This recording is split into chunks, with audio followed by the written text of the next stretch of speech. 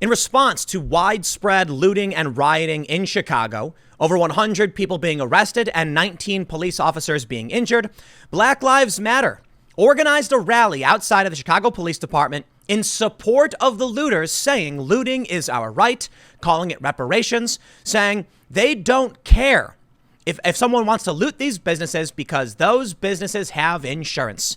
And that's not true. There's a horrifying photo of a small business that was totally ransacked and destroyed, and the family hugging each other, looking amid the rubble of what was once their store. These people don't seem to actually care about any real political cause. It's just an excuse to steal things. The other day, when we saw this looting and rioting, there was no political message and there was no extreme encounter with police for the most part. A man who was arrested and charged with attempted murder of police officers who was firing a weapon at them wasn't even killed. He was injured and brought to the hospital. People then spread rumors. People latched onto the rumors and then decided to start looting. If anything, it seems like they were waiting for any excuse to begin widespread looting throughout Chicago.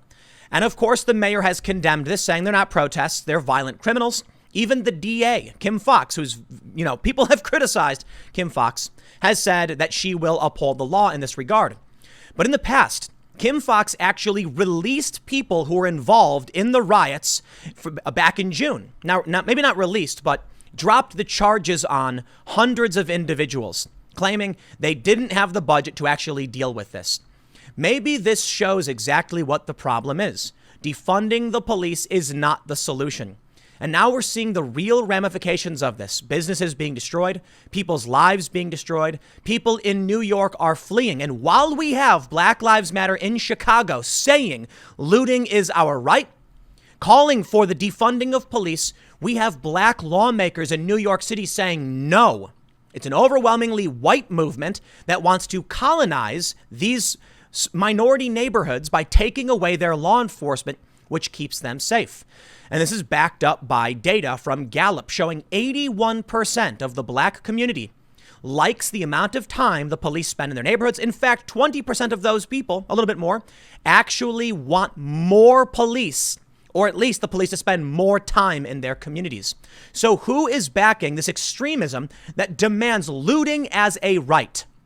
Unfortunately, regular people who are actually the victims are joining in saying they support this. And I absolutely denounce and reject this. If you are a business complaining about being looted, but then you come out and support the movement, I'm sorry, this is your doing. These groups only operate because politicians think it's popular. It's not popular, but they're going to keep defending it. Now, good on Mayor Lori Lightfoot of Chicago for calling out the criminals, and for DA Kim Foxx, I believe she's a state's attorney, for calling out the criminals. But they have rejected support from the feds. They could have stopped this. And the same is true in New York City. They also rejected support from Donald Trump when he said he could have the feds help with law enforcement. And now what are we seeing? 13-year-old kid getting robbed and a mass exodus from the city as crime skyrockets. Bill de Blasio's response, we're going to buy up the empty buildings. Is that their plan? It would seem like it. Let's check out what's going on in Chicago, and let's see what their argument is for why looting is a good thing. Before we get started, head over to timcast.com/donate if you'd like to support my work. There are many ways you can give, but the best thing you can do, subscribe to this channel. About half the people who watch my videos aren't actually subscribed. So if you want to make sure you actually do get access to all my videos when they come out, look just below the video player and there is a red button. Give a little tap or a click, and now you are more likely to actually receive notification of my videos. But hit that bell and the like button if you really want to support the channel and make sure you're getting access to my content. Here's the story from the Daily Mail. Looting is reparations. BLM protesters gather outside Chicago PD in support of looters who ransacked city Sunday night.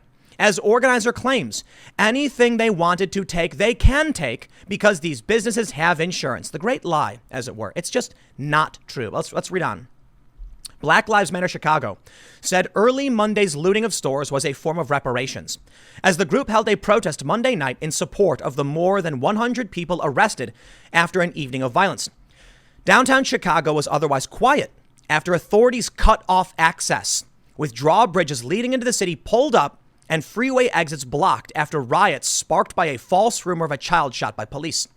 At least 13 police officers were injured as the violence claimed an estimated $65 million in property damage. And let it be said and known, Black Lives Matter supports the rioting. That's it. There is no, these are just extremists taking over a peaceful protest. No, they came out and said they support this. They were out there in support of the looters who didn't care about their political cause. The organization has supported this. So please don't give me any excuses about just a small handful of extremists that are co-opting the movement. Not true. At this point, anybody who comes out for Black Lives Matter is in support of this because the organization supports it. You can argue whatever you want. I don't care. Ariel Atkins, a BLM organizer, called the looting reparations. I don't care if someone decides to loot a Gucci or a Macy's or a Nike store, because that makes sure that person eats. That makes sure that person has clothes. Anything they wanted to take, they can take because these businesses have insurance. Check this out. Insane. I'm from Chicago. I'm going to tell you how crazy this is. Drawbridges leading to Chicago were lifted to prevent a repeat of the violent Sunday night. This to me is, it's just crazy, man. Let me show you a map here. This is Google Maps. I'll zoom in. Take a look at this. You can see there's a sort of peninsula formed by the Chicago River and Lake Michigan, where you can see all these drawbridges. Could you imagine being trapped on the side of the rioters or being unable to move about your own city out of fears that these people would loot and riot again? Now, there were still some ways across, for sure. Emergency access was still available, but for the most part, bridges are shut down. Here's a photo of the man. The man whose actions sparked the unrest, 20-year-old Latrell Allen, was charged with attempted murder of police. So let's make it clear. A man is being charged with attempted murder of police. There's a photo of him wielding a gun and pointing at the camera. Something we see, it's fairly common in Chicago. The cops say he shot at them. They fired back. He got hit in the shoulder, I believe, and was hospitalized. He's still alive. And this was grounds for widespread mass looting of the Magnificent Mile, the Gold Coast area, Goose Island, the near North Side, all of these neighborhoods. Now, it was an opportunistic attack by criminals. They don't care about this. But I'll tell you what, when Black Lives Matter comes out and says they support this and they defend it, well, that just goes to show that what they were doing is in the name of Black Lives Matter. We can call them criminals and opportunists, but Black Lives Matter, they like that they're doing it. Take a look at these photos. This is what your city is going to become. I mean, this is, I'm sorry. No, I'm sorry. This is what your city is. It used to be my city. I left for many reasons, partly this. A Chicago police SWAT vehicles in an intersection on the west side of Chicago. We've got this. More looting and theft was reported early Monday. SWAT teams responded to the west side. Look at this. This is crazy. And then we can see protests held on Monday evening organized by Black Lives Matter as authorities braced for more violence. You know it. They're going to come out and they're going to support this. And I've got some more quotes for you. Check this out. They said, "We don't need police. We need care." Here's a quote. "There's no such thing as a bad protester," Atkins said. "We are demanding that police be defunded. Police should not be here. They should not exist." I'm sorry. I thought defund didn't mean abolish. "Especially because we're giving them all this money to beat and terrorize us. We're giving them all this money when it's like we're in an actual pandemic and people need care right now, but you're giving them police." They say, however, word had spread throughout the neighborhood about a 15-year-old boy, and it was a lie. I don't even think that the misinformation matters when at the end of the day, police who are supposed to protect shot somebody who is not endangering somebody. I'm just sick of the lies, man. This is what they do. You ever see the video? There's a conservative personality, Jack Posobiec, standing on a street corner. Someone punches him. It's caught on camera. The police literally watch it happen. And when the cops pull up, they turn around and come right around. The left starts yelling, these far leftists, "He didn't do anything. Nothing happened." And they're laughing and smiling about it, lying. That's what they do. I've never been a big fan of the CPD, but come on, man. This guy's got pictures of himself wielding a weapon. I do not believe the cops are making up that this guy shot at them. That is weird conspiracy theory insanity. They say, Atkins said, people are also hungry, unemployed, need resources, which boiled over into people resorting to looting. Oh, yes. Looting Gucci and the Tesla dealership. All about food. Right, Ocasio-Cortez? Is that what she was claiming? Here's what she says. "I think the looting is fine. People protest however they need to. People do whatever they need. These businesses have insurance. They can get it all back. We can't get our lives back once they kill us. We can't get rid of that trauma once you've been attacked by a police officer. Silly, silly games. Absolutely silly games. All lies. They don't have insurance. That's just not true. Some stores do, but you're not justifying looting a Gucci. I'm sorry. Now Chicago has to clean up. The city has locked down the downtown area. To me, it's just absolutely insane. Kim Foxx, the DA, is being criticized because look, she's been releasing people. I'm sorry, not releasing, but she's been dropping the charges against people at a much higher rate than her predecessor. And while some of this is probably good, it can absolutely lead to serious problems. The reason why I'd say it's good is maybe prosecution has been a bit overzealous in the past. It's a hard assumption to make. I don't know for sure. I do know that she is releasing violent criminals more than her predecessor. And when it came to the rioting back in June, she absolutely did cut loose around 800 or so people. I wonder how many of them were involved in the chaos that took place Monday. Kim Foxx defends response to Chicago looting, says offenders will be brought to justice. These criminals were emboldened by no consequences in the criminal system, says CPD Superintendent Brown. Cook County State's Attorney Kim Foxx defended herself against claims she doesn't do enough to bring looters to justice. She was criticized Monday for not prosecuting other looters to the fullest extent from the unrest this summer that sparked following the death of George Floyd. More than 100 people were arrested overnight, this we understand. We have made the case. We have the videos.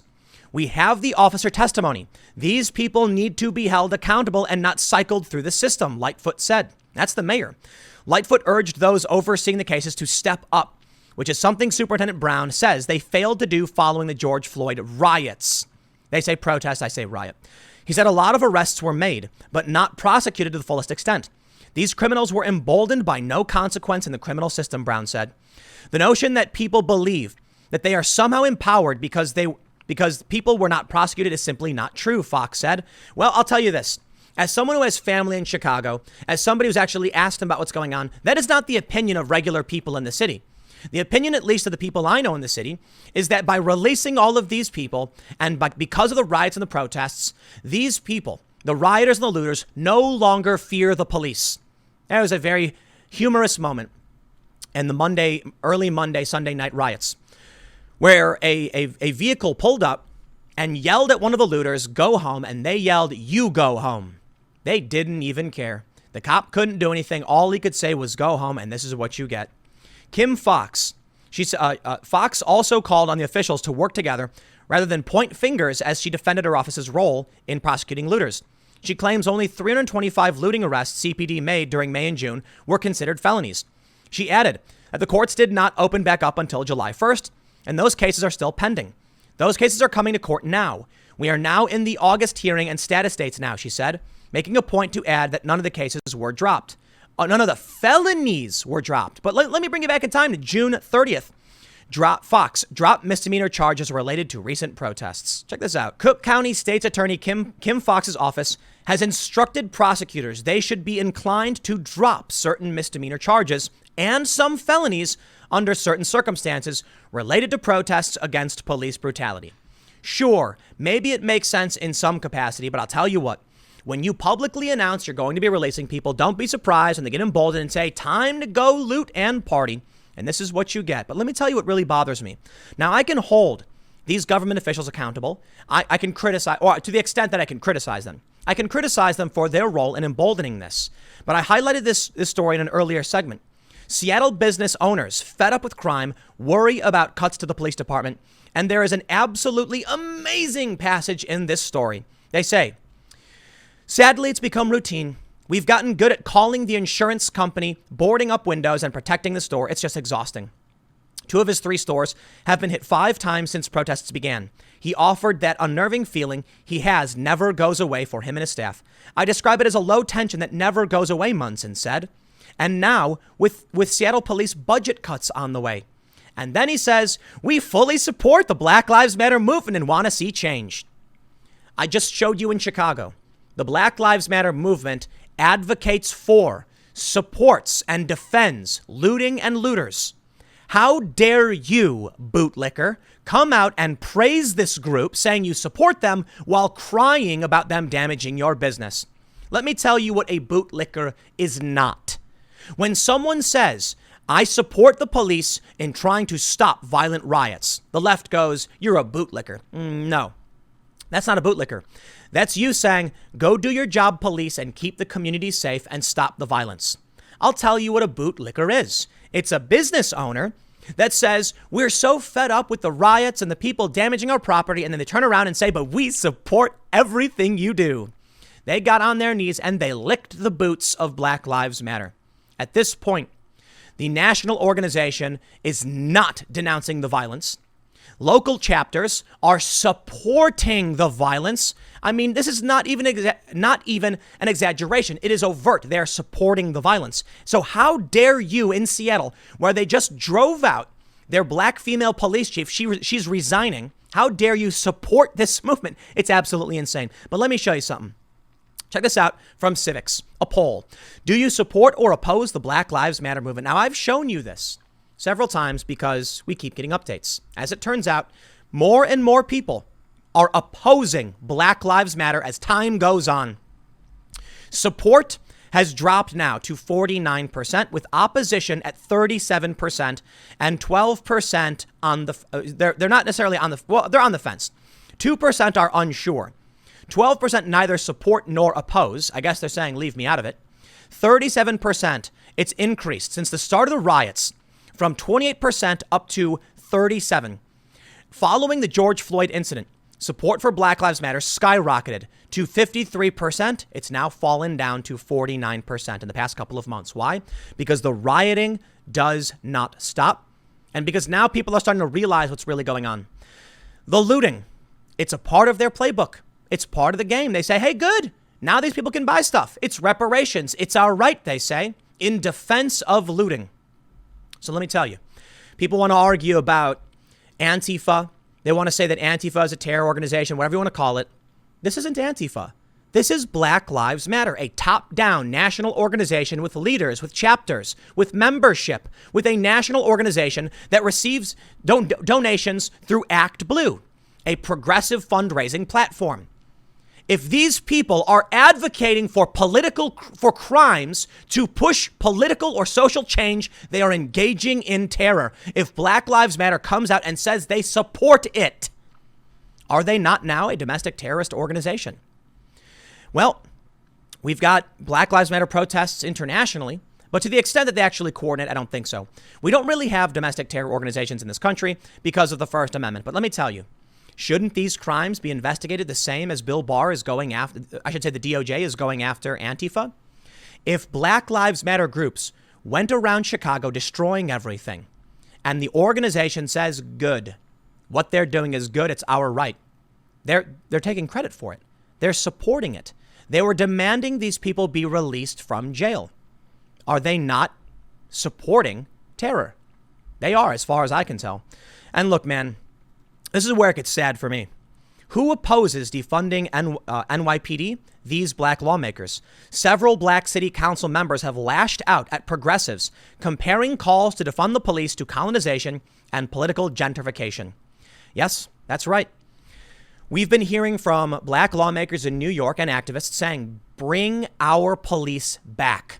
They do not support defunding the police. Crime has been going up. People have been getting hurt. And it's because of Black Lives Matter. It absolutely is. They are tearing down the system. They are advocating for violence against businesses and small businesses. And it's getting to that point where it needs to be called out. From Gallup, Black Americans want police to retain local presence. Here it is. Check this out.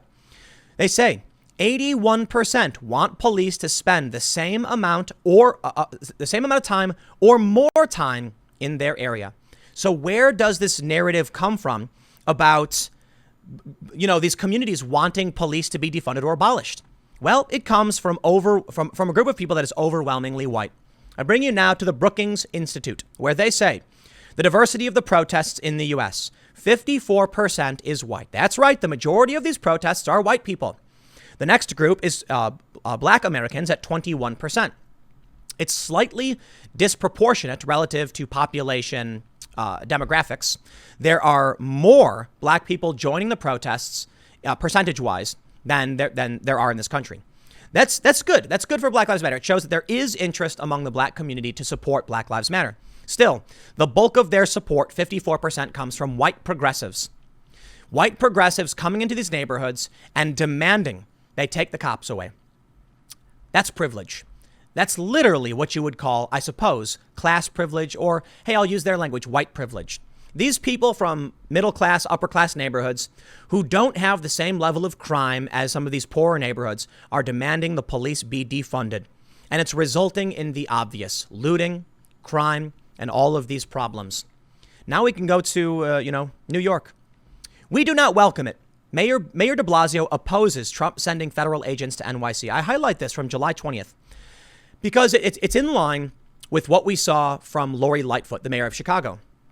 All of these mayors were offered federal assistance. We got the law enforcement guys ready and waiting. You let them know what you need, then they're there, and they are there for you. And these politicians rejected it. They said no. And then violent crime, looting, escalation, and it's their fault. Because it's not, in my opinion, just about whether or not they accepted federal law enforcement help, but that they're unwilling to use their own federal law enforcement. They're defunding their police. Not only are they defunding their police, but they refuse to allow the feds to come in and help. And that brings you here. 13-year-old son of NYPD deputy commissioner robbed near Central Park. Now we got 13-year-olds getting robbed. 13-year-olds getting robbed in New York City. You know what, man? I imagine it's only going to be getting worse. Because I want you to think about this. Support for Black Lives Matter is still at 49%. Opposition at 37%. That means the plurality of people still support it. Not the majority anymore, slightly less. What do you think that means for these groups in Chicago that are saying good, looting is good? What do you think that means? It means the looters are emboldened. It means they have political support. And it means they know if they go out and they get attacked or arrested, they can use that footage to make everything worse for the city and the police because a large group of people aren't paying attention and actively support the looting. You want to know what the most horrifying thing to me about all of this is that we have these photos of people whose lives have been upended and destroyed. There's a viral photo, I don't know if we have it, of a family standing in their business, a small business, not one of these major, legacy luxury merchandise stores. They're looking at all the destruction. There are people looking at their city lying in ruins. And you have these people laughing, saying, good on them. And I'll tell you what really, really got to me, man. It's a high-profile progressive that I know, a decently known celebrity, posting an image talking about how who cares about the looting. I'm going to cry about looting box stores or whatever that have shut down small businesses. It's a lie. It's propaganda. That's what they say. I'm wondering, do any of these people realize it wasn't just Best Buy that was looted? Sure, it was Apple, it was Best Buy, it was all these shops. But it was small businesses. Look at this. Rossi's, what is this? Cold beer, bodega, what is it, sandwiches? Look at this. A CVS was smashed. Small restaurants and stores came under fire. Workers at Rossi's clean up the streets outside the store. Oh yeah, that's the big box store. That's who's being targeted. And they have insurance? No. That's just the lie. These people don't understand how the world works. They don't understand what a hard day of work is. They just want stuff, and they're blaming everyone else. And they're actively supporting the destruction. It's spreading to other cities. Crime is skyrocketing in New York. And now we're seeing a mass exodus from New York City. Start spreading the news. New Yorkers are leaving today. Movers say they are inundated with people leaving the city. New Yorkers have been relocating to other cities in hordes amid the pandemic. Moving companies say business is booming as people move out of the city. I got bad news for the movers in New York, though. Yeah, there's not going to be a whole lot of business after the fact. Florida and California were the main destinations people were relocating to. Now, it is a lot having to do with coronavirus. But I think it also has to do with the explosion in crime. 286% increase in the Upper West Side. Thanks, that's defunding the police. 13-year-old kid getting robbed. Yeah, defunding the police, refusing federal assistance, and supporting groups that defend looting. Here's the kicker. Bill de Blasio, without any legal process, used taxpayer funds to paint Black Lives Matter on Fifth Avenue in front of Trump Tower. He then had the NYPD protect it. This was illegal. He abused his power. He had no right to do this. He did it anyway. Then these cops come out and decide they're going to defend Bill de Blasio's re-election campaign. And Black Lives Matter simultaneously defends the destruction of these communities. They call for disrupting the nuclear family. They support looting and destruction. And the mayor of New York City paints their slogan in the street. This is it. This is where we're heading. So long as these groups continue to support Black Lives Matter, they will be emboldened and it will get worse.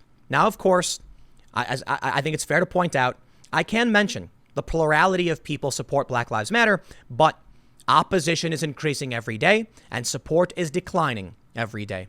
So perhaps this will backfire on them. But for now, it is important that you know and you tell others that in Chicago, the official Black Lives Matter organization said good to all of the looting.